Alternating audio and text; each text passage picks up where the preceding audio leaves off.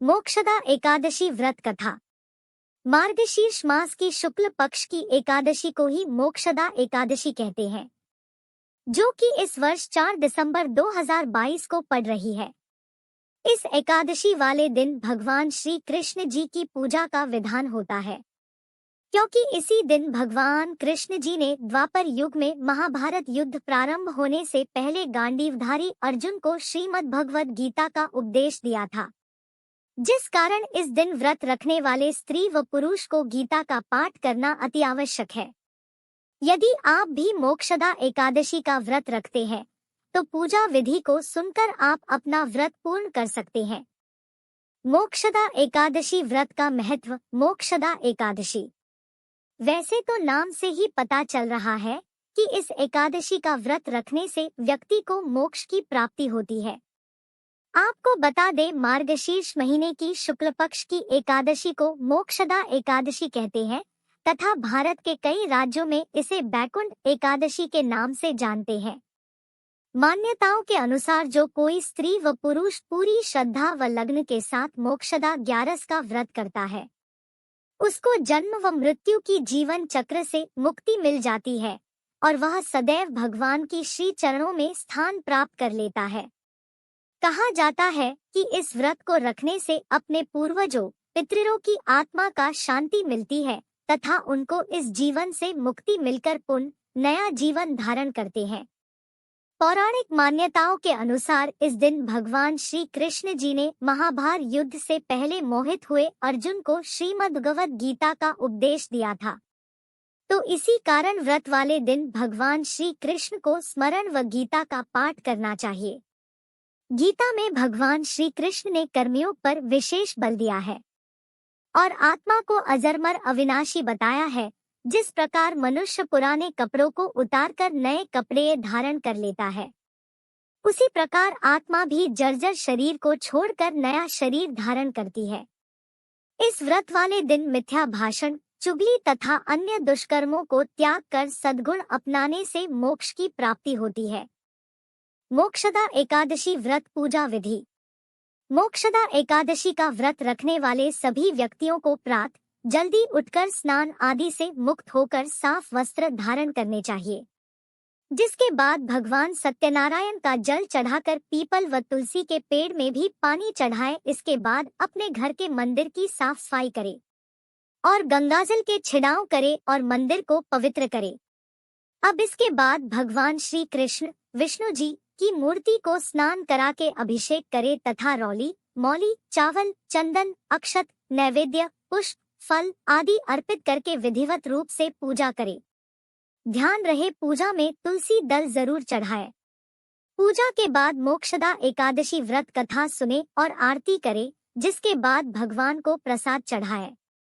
दूसरे दिन स्नान आदि से मुक्त होकर किसी ब्राह्मण को भोजन करा के यथाशक्ति दान दक्षिणा देकर विदा करे, जिसके बाद एक रोटी में चीनी, चावल व तुलसी का पत्ता डालकर गाय को खिलाकर उसके बाद स्वयं भोजन ग्रहण करे।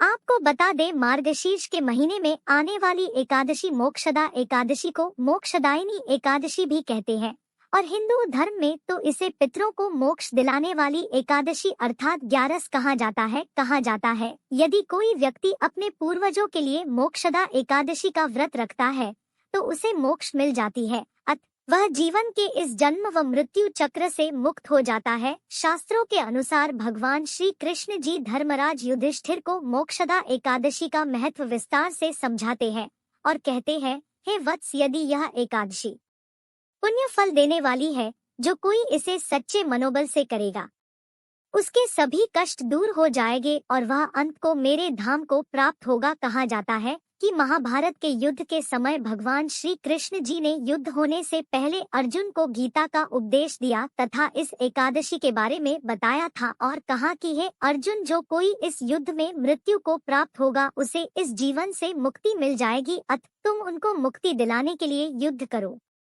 मोक्षदा एकादश व्रत कथा। एक समय गोकुल नामक राज्य जिस पर वैखानस नामक राजा राज करता था, राजा का यह राज्य बहुत विशाल होने के साथ वहां की प्रजा सभी प्रकार के सुख भोग रही थी तथा राज्य में चारों वेदों के ज्ञाता ब्राह्मण देव भी निवास करते थे। एक दिन राजा ने अपने स्वप्न में देखा कि उसके पिता नरक में दुख झेल रहे हैं। वह बड़ा आश्चर्य हुआ। सुबह होते ही राजा ने राज्य के सभी विद्वान ब्राह्मणों को दरबार में बुलवाया और कहा कि आज रात को मैंने सपनों में मेरे पिताजी को नरक में कष्ट उठाते हुए देखा है। उन्होंने कहा कि पुत्र, मैं नरक में दुख झेल रहा हूँ, तुम मुझे यहाँ से मुक्त करावा दो और तभी से मैं बहुत ज्यादा बेचैन हूँ। हे ब्राह्मण देवताओं, कृपा करके मुझे कोई ऐसा उपाय बताइए जिससे मेरे पिताजी को नरक से मुक्ति मिलकर स्वर्ग मिल जाए। ब्राह्मण देवताओं ने कहा, हे राजन, तुम्हारे राज्य की सीमा के 12 ऋषि पर्वत का आश्रम है और ऋषि पर्वत चारों वेदों के ज्ञाता व भूतकाल, भविष्यकाल तथा वर्तमान काल देखकर बता सकते हैं और आपकी इस परेशानी का हल वो की बताएंगे। उसके बाद राजा वैखानस ऋषि पर्वत के आश्रम में गया और मुनिश्रेष्ठ पर्वत को प्रणाम किया और अपनी बात ऋषि पर्वत के सम्मुख रखी। ऋषि पर्वत ने अपनी आंखें बंद करके उनके पिता का भूतकाल देख लिया और कहने लगे, हे राजन, मैंने मेरी योग माया से तुम्हारे पिता के सभी कुकर्म देखे हैं। उन्होंने अपने पूर्व जन्म में कामातुर होकर भी एक पत्नी को रति दी, किंतु सौतली पत्नी के कहने पर अपनी दूसरी पत्नी को ऋतुदान मांगने पर भी नहीं दिया। उसी पाप का फल तुम्हारे पिताजी आज नरक में दुख झेल रहे हैं। राजा ने ऋषि पर्वत से इसका कोई उपाय पूछा। तब ऋषिवर ने कहा, हे राजन, तुम अपने पिता को नरक से मुक्ति दिलाने के लिए प्रतिवर्ष तुम्हें मार्गशीर्ष की एकादशी का व्रत रखना होगा। यदि तुम मार्गशीर्ष माह की शुक्ल पक्ष की एकादशी मोक्षदा एकादशी का व्रत पूर्ण विधिवत रूप से करोगे तो तुम्हारे पिताजी को नरक से मोक्ष मिल जाएगी।